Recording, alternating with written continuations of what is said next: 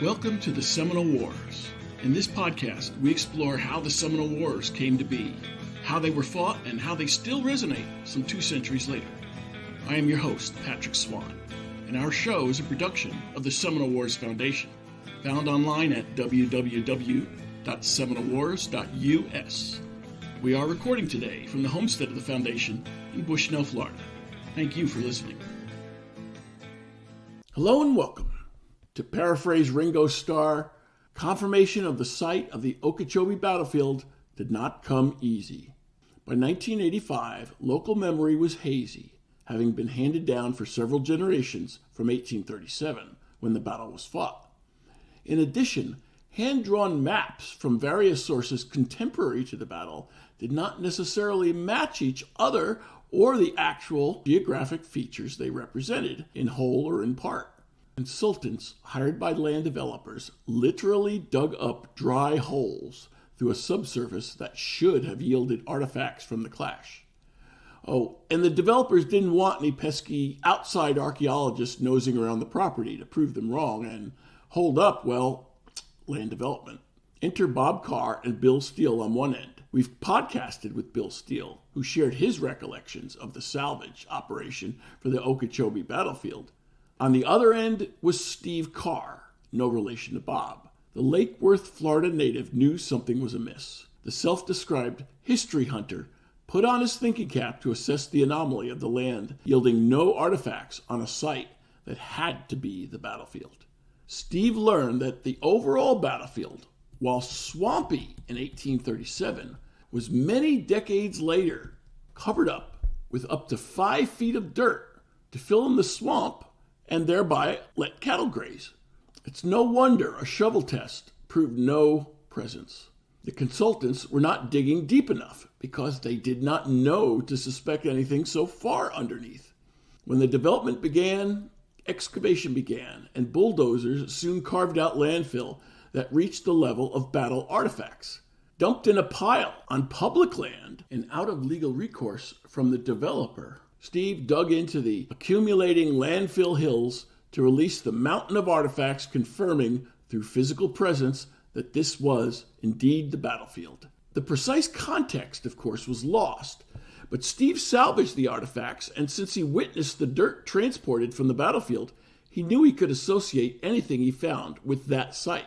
In this episode, Steve Carr joins us to tell how he used those artifacts to recover an important historical and military battle site from the National Memory Hole. Steve was an excellent candidate to do this. He studied archaeology with the world-famous D. Porter Dawson at the University of Georgia in 1978. In a stint with the U.S. Army, served with both the 5th Special Forces and 24th Infantry Divisions. He made 3 deployments to Central America. Palm Beach County was fortunate to enjoy his services as a paramedic for 27 years. In a sense, that was most apropos. Steve patched up people as a paramedic, and he patched up our understanding of the Okeechobee Battlefield with his salvage archaeology efforts. Now, despite Steve's primary avocation, he continued to pursue his archaeological interests on the side, as demonstrated with his 1980s work at Okeechobee. In 1993, he started salvage archaeology projects with Preserving Our Heritage director Mike Crane. He has conducted numerous mound, ceramic, and Civil War site recovery projects. And for our specific interest, he has surveyed or examined 24 separate Seminole Wars battle sites, including Okeechobee and also the Lokahatchee surveys. He shared what he discovered during his 17 years teaching pioneer history at Barry University. Steve Carr, welcome to the Seminole Wars. Hey, and thank you for having me on. I really appreciate that. Steve, you've spent a good bit of time working archaeology issues for this battlefield at Okeechobee. What was it about this battlefield that you found so compelling to direct your efforts towards it? Well, I think there's really multiple layers of answers to that. I don't know that there's one simple one, but I think probably the thing that drew me strongest to it was that Zachary Taylor, who fought in that battle, led the troops in that battle, went on to become a president. I thought that was extremely valuable in terms of Florida history, that a U.S. president fought in a battle on Florida soil And yet that battlefield was undesignated, it was unfound, and actually very poorly marked. The Daughters of the American Revolution had put a marker in the 1930s out on the roadway, but later on a restaurant and bar was built there called Old Habits, and that pretty much blocked that marker out there. Everybody really lost the continuity of the battle, but it was such an important turning point in American history. But even more so, I think that the battle and the subsequent defeat of the Seminoles at that battle probably led Zachary Taylor into the White House. And that really intrigued me. And so my goal was to get up and just see. I'm kind of a history hunter at heart. I read and I study and I learn, and then I go find it. So that's what drew me to Okeechobee. How far back was your first trip to Okeechobee? My first trip out there was probably in 85 or 86, and I went with a historian who was my parents' next-door neighbor. He taught at a local college, and I had sat with him for many years. He and I took a ride out there to try to find the battlefield, and of course we couldn't. We did find the marker, but we couldn't.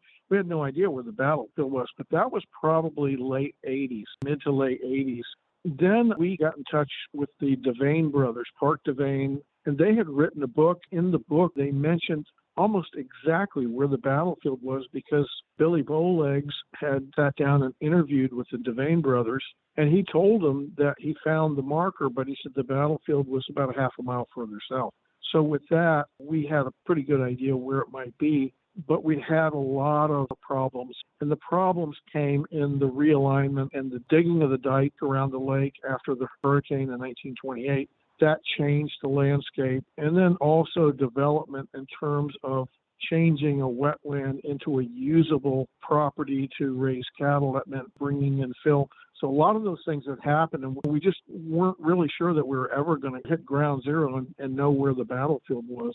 So we gave up for a while, but then in the early 90s, they started doing some developments out around the rim there, and every development that they did, we just started coming back in with metal detectors, trying to see if we could find something that might signify where the battlefield was. And how successful was that? Virtually, I want to say the first 3 or 4 times, we just found trash, rubbish, metal that wasn't related. It drew us in, and we really, really wanted to find it, but we weren't having the luck. We're hoping that at some point, professional archaeologists would get involved and help us relocate it, but I wasn't on that end of it. I was an amateur that was looking for it. How much cooperation did you get from land developers? Initially, none. As a matter of fact, we were asked not to cross. It was a multiple home. I want to say probably 300 to 400 homes there in that northeast corner. When they started to do that development, they started with digging out ponds to use the fill because the area was very, very low and wet in there. So what they decided to do was dig ponds and then fill that in. And we thought, we can get back there where they dug the ponds. Maybe we can find the fill that's coming out of there. They will be reusing to fill it. At that time, we just took a shot on a weekend. They weren't working. We started working those fill piles, and those things were about 8 to 10 feet high. That was when the light went off and the bell rang. We found musket balls in those piles, and we found other artifacts in those piles. And we knew that that development was part of the battle. We didn't know what part of the battlefield, whether it was the beginning, the middle, or the end, but we knew that at least part of the battle had taken place there. The bottom line was they were actually dumping the fill on a public site. They had gotten permission to do it. It wasn't like we were trespassing onto the property there where they were doing the development. They were actually bringing the fill around and then dumping it. So we were able to access through one of the back roads, and it was just piled up along the road there. What we did is we just started working those piles. So I did not have any direct connection to the developer at that time. We were just working those salvage piles. They were pulling out that they were later going to use for fill once the site was developed. So what was their reaction to this? They really just didn't know we were there. We were going up and down. You could just imagine it's right on the side of the road. Back then, kids wanted to play in those dirt piles. They were about 8 to 10 feet tall. Kids could play. Anybody could do anything with it. The developer didn't care. They weren't even thinking in terms of battlefield. They were just thinking of what they had to do to get the dirt out for the ponds. But we worked in there, and then we got some help. We came back another weekend and got some more artifacts that came back. By the time they got around to recovering the dirt there were a couple of people that were working the bulldozer, and we went up and we asked them exactly where the dirt came from. And they told us, they showed us where the ponds were. I told them at the time we were finding artifacts from the Battle of Okeechobee.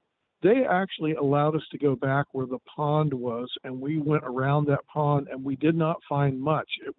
But what we understood from this is that the Battle of Okeechobee was probably between 3 and 5 feet under the current surface out there. And our metal detectors would have done absolutely no good, and which is why for the years before that we tried to find, we didn't find any artifacts. I think when they dug the rim ditch around the lake, they dumped some of the fill over there on top of it, and then they flattened it out, and that's what allowed the cattlemen to use that wetland for grazing. So we think there's probably up to maybe 1,500 acres that were filled in, and probably all, or a substantial part, if not all, was battlefield. And if you've studied the battle, you remember them saying that the Seminoles lured the soldiers into a wet area where the soldiers struggled to get through the water and the sawgrass.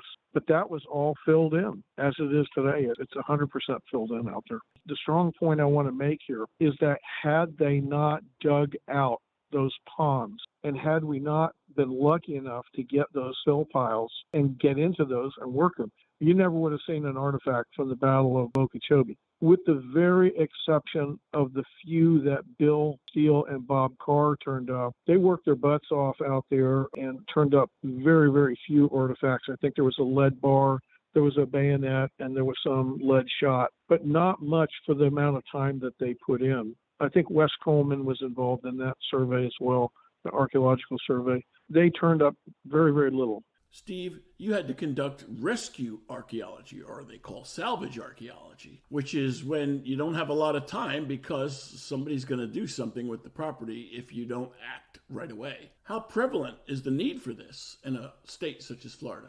Florida is highly conducive to salvage archaeological projects, and that's because the bulldozers come long before the archaeologists in most cases. In so many places around Florida, if you're a historian, or in my case, an avocational archaeologist, somebody who is not educated for that but does it for a hobby, Bob Carr, not related to me, we have the same last name, he sent me a letter. That's what he labeled me as, and I was so impressed by it, I've used that for the rest of my life. In the case of Okeechobee, not unlike so many other archaeological sites around Florida, it's not that we don't have tremendous amounts of history. I mean, we have 12,000 years of human history, maybe more in Florida, but you rarely see anybody doing anything to preserve it. And you almost never see a roadside historical site, at least not in South Florida. There again, not that we don't have it, it's just we've done a very poor job preserving it and showcasing it.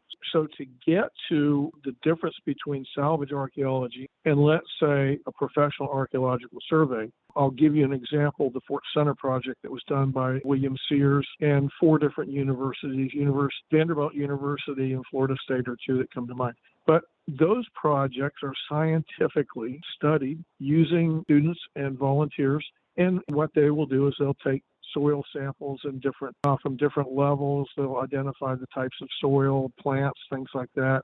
And then probably 75% of the job is done in libraries or today on doing computer work, computer studies. That wasn't available to us back then. And because most development projects were started without any applicable Florida laws that would prevent it, the only laws back then to prevent it were known Native American burials. So you couldn't disturb a burial site. That's the only law that prevented the developer from developing a site. Talk about when in this long, detailed process archaeologists might be called in. By the time development process begins, all the permitting is done, tracks are let out, equipment is rented, and things like that. So trying to come in while the bulldozers are moving, it's just too late. It's past the time of opportunity for historians to find out the maximum we can find out. A developer doesn't want to stop things because he's on a timeline and he's putting his money, his investment into that property to create whatever it is they want to create. by that time, really, the history is out the window. And so this changes to the state of Florida, and the state of Florida actually just needed stronger historic protection laws prior to the 60s, 70s, and 80s and 90s when development was rampant. We just didn't have laws to protect historic sites, either by design or just because there wasn't enough interest. The developers, they don't want to see a guy swinging a metal. They don't want to do anything that's going to tie up the project.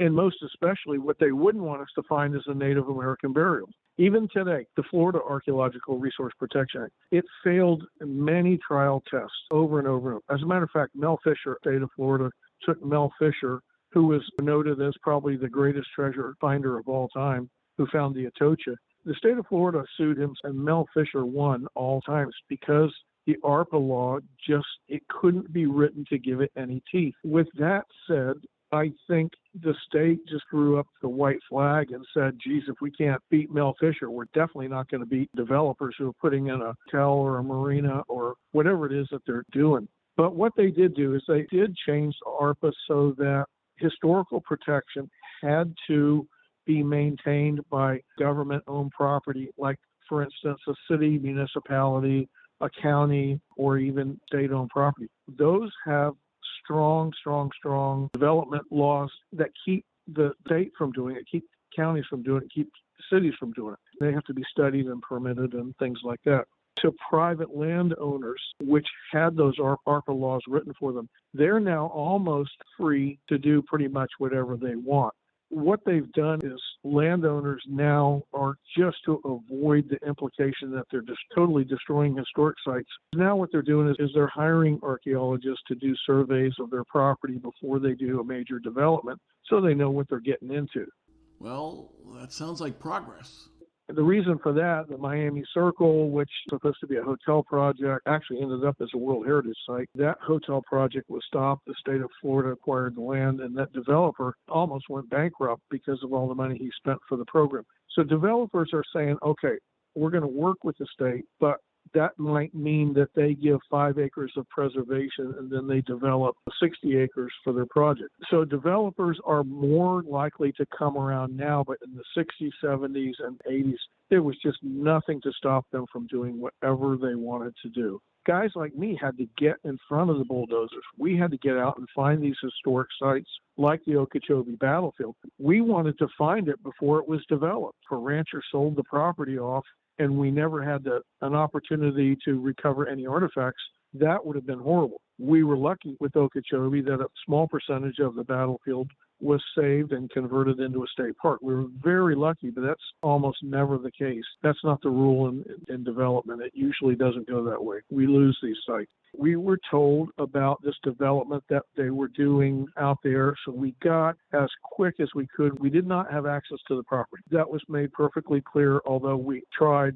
At that time, I was working for an organization called Preserving Our Heritage, Inc., headed by Mike Crane. Mike Crane had started the organization, and he created a watchdog group to pinpoint historical places like Okeechobee Battlefield, Loxahatchee Battlefield, pinpoint those on a Florida map, and then Mike would send us out there to find out any information we could find. Mike would work with landowners. He had a pretty good idea of where the property or where the historic site was. He would find out who the landowner was and try to work with them. In this case, all we got was that the property was under development. So what we did is, instead of crossing over trespassing, we just worked the dirt piles that they pulled up and dumped on a right-of-way. That gave us the access to get in there, and that's where probably 80% of the artifacts that I recovered from the Okeechobee Battlefield came from those dirt piles. Unfortunately, artifacts, I don't want to say they're meaningless, but they have no context to the battle. All they do is they prove that battle was fought there, but now,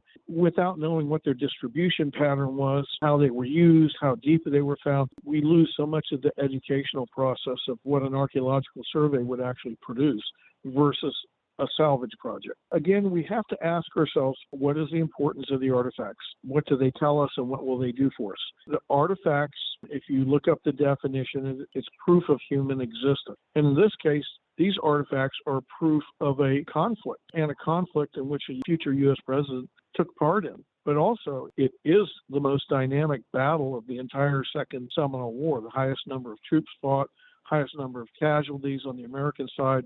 We don't know what the Seminole casualties were, but certainly the largest accumulation of Seminoles, black freedom fighters in the history of probably all of the Florida Native American wars. African Americans who were fighting with the Seminoles, they were seeking freedom down here. They had allied themselves. They were fighting elbow to elbow with the Seminoles. So this was just a major, major conflict in U.S. history, but it resonates so strongly with our history. These artifacts prove that all of that happened. That's why it was important to me to get some proof. Getting that proof allowed us to say, okay, we know where the battlefield is. We don't know how it played out. Later, Bob Carr with Historic Research and Bill Steele in West Coleman, they were able to pretty much document the way the battle went, given the narratives that were left from contemporary times. Getting some artifacts to go with those narratives allows us to complete the circle. We didn't get as big a circle as we'd like, but we got a big enough circle so we could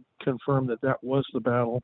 It then really allowed the state to come in and say, yeah, we need to preserve some portion or part of that battlefield. And they did through a lot of work with Okeechobee Battlefield friends, Sean Henderson and Dowling Watford. Names stand out. State Representative Maychak, he went out of his way to help us too.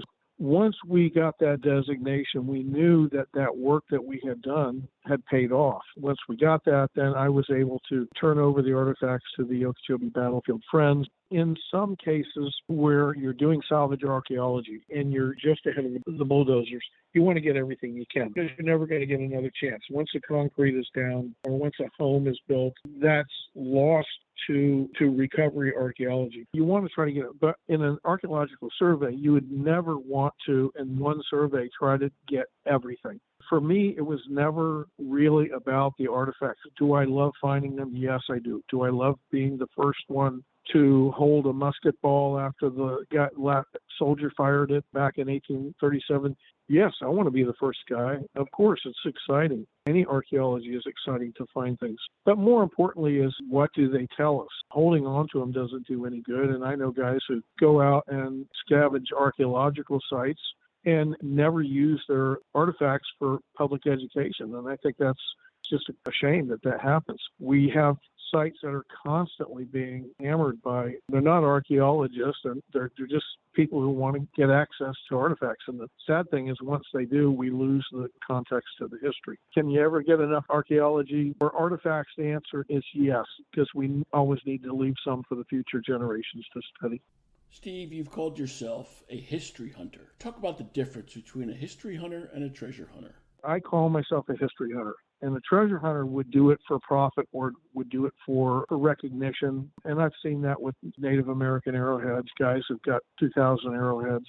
They don't do it to help understand the Native Americans. They do it for their own good. I'd like to draw the line between the two, between history hunting and treasure hunting. I would not be looking for a significant artifact out there. What I would be looking for is diagnostic artifacts.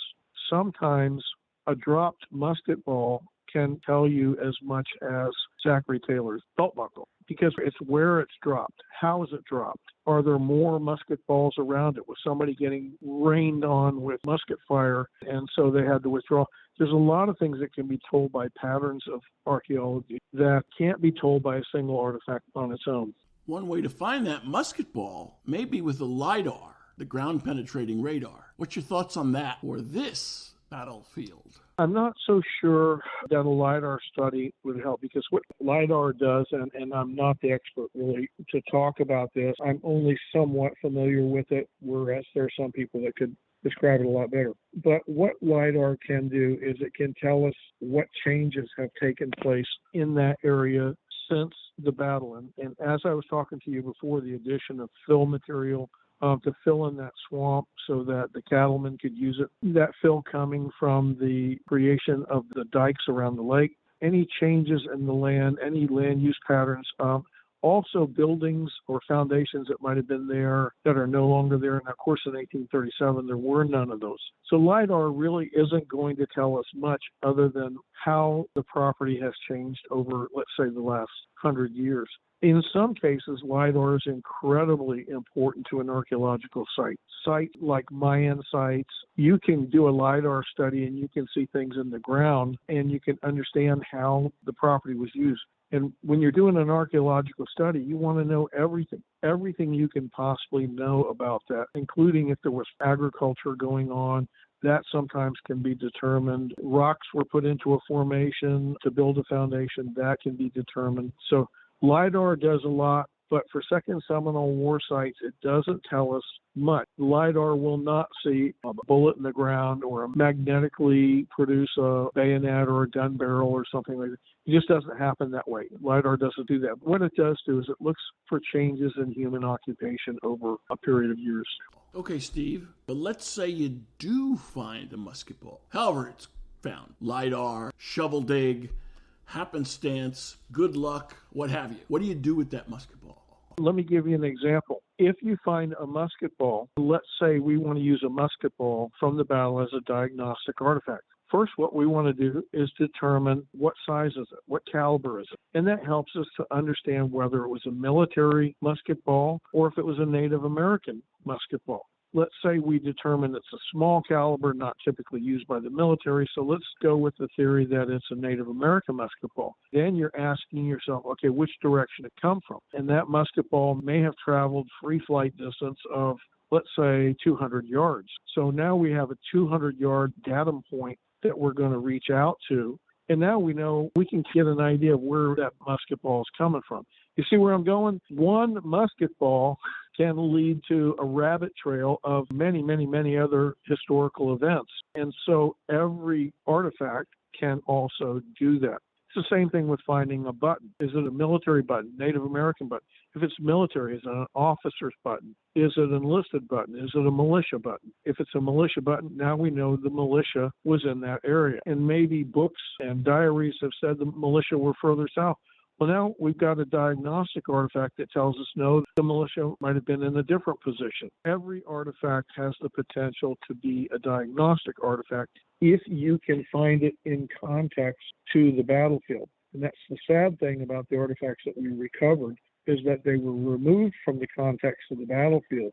But by the same token, those artifacts were 3 to 5 feet deep. That means that's how much fill was over the top of them before they were coming out of that pond. Nobody would have ever found them. A LiDAR study would have not found those artifacts. They just never would have been found if not for development. It's just backwards of the way it normally goes. It's the cat biting the dog or whatever. It's just different. But we got lucky out there, and that's all it is. We just really got lucky. That luck translated into enough information. What Bob and Bill found was enough really to call it the battlefield, and I think what we found was just pretty much icing on the cake. So thanks to your work and the work of Bob Carr and company, you've all been able to locate the site of the battlefield. My question then is, how much were you actually able to rescue, and how much is part of the battlefield park today? It's very, very tiny area there, and how much association that site has with the battle, I would say minimal. I know right directly across from the fire station where the park is today, that's where the bayonet was found, and then they found a cut lead bar out there. But that very well could have been a staging area for the battle before the battle. Billy Bowlegs III told Park Devane that the battle was not fought where the marker was. He said it was fought south of the marker. About a half mile south would be the center of the battlefield. Today, what the state park is, that's actually north of the old EAR marker. So I doubt that that part had much to do with the battle. However, it helps to represent it. You made the comment that it looks pretty good. I think it's far and away removed from what it would have looked like, because we're talking about deep cypress water up to these guys between their waist and their armpits in some cases. Until they reached up into the hammocks there, it was a very, very difficult battle to fight. And we're not seeing that in the state park at all. We're not seeing anything like that type of terrain. Reenactments are for public consumption. And what do reenactments do for us? It just brings attention to the fact that something historical happened there. They are entertaining. I've done reenacting. I've been part of reenacting. They're more educating if you're a reenactor than if you're a watcher of a reenactment, because that's where you figure out how to do everything that they were doing back in the past. But that said, there's a lot of them around the state of Florida. They do a lot to bring public attention, and that's how you get sites like that preserved, is by getting people interested in the history. So many people are moving to Florida. 1,000 people a day move to Florida, and they come from New York, New Jersey, Pennsylvania, anywhere. Their history is there. So we have to re-educate those people every single day. And when they buy into a development in this area, they have no idea what's around them. And so our job as historians is to, through any way we can, to educate them. And if a reenactment educates them, if doing living histories educates them, then we're doing our job. How have you used those artifacts to educate the public, separate from the battle reenactment events? First thing we did, they went into Preserving Our Heritage, was a nonprofit organization. In Preserving Our Heritage, used them for years and years in public education, reenactments, or anywhere where members could have the opportunity to do public education regarding Florida history. If those artifacts were pertinent, then they just got checked out and they were used. I taught part-time at Berry University. I would use Okeechobee artifacts and Loxahatchee Battlefield artifacts as well to talk about the Second Seminole War in my history programs. So that was the case. They were used. And then when Okeechobee Battlefield Friends acquired a permanent facility, then everything was donated over to them. Now you can go and see it. People can actually go and they don't have to wait for one of our educators to get out there and bring it to them. They can go see it anytime in the Okeechobee Museum. Steve, you still doing presentations for the public? Well, not as much as I used to. I'm retired now, and I'm at that point now where I'm donating as much as I can so I don't have to get out on the road.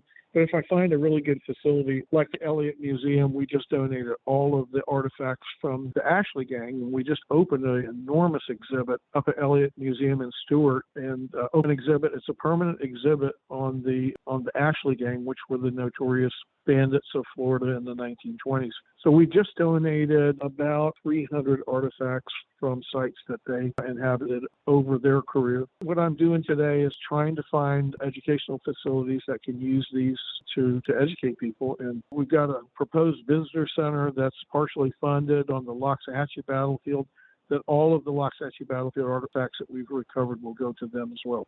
We're almost out of time. Steve, parting thoughts. First of all, I'm very thankful for what you do, reaching out to people. We need to do more of that because in public education now, there's very little to do with American history, almost nothing. And it's sad that kids are now being educated without a knowledge of their history, be it local or national. It falls on people like you and me to get out there and try to reach these kids and express the importance of having a history to lock down on. Look, if kids don't appreciate the history of the place they live in, why would they save it? They don't know it's there. How can they? The long way around the barn here is that we need to do the job that the schools are not doing now. And I think you know that. I know that probably most of your listeners are already aware of the fact that schools are just ditching American history altogether. It's sad, but that doesn't mean that kids can't learn it. There are other ways, and podcasts are probably one of the better ways to reach people that wouldn't get it any other way.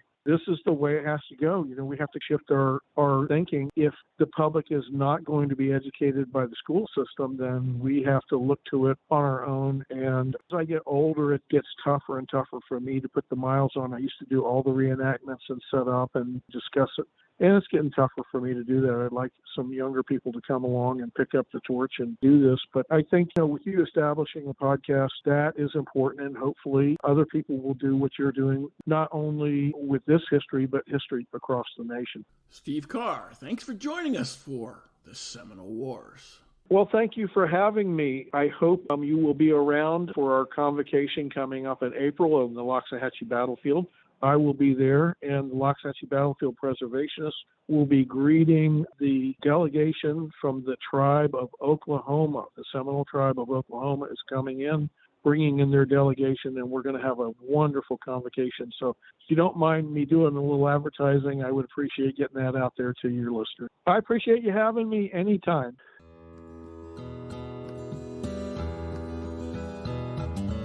If you enjoyed this show, please take a moment to like us on Facebook at Seminole Wars Foundation.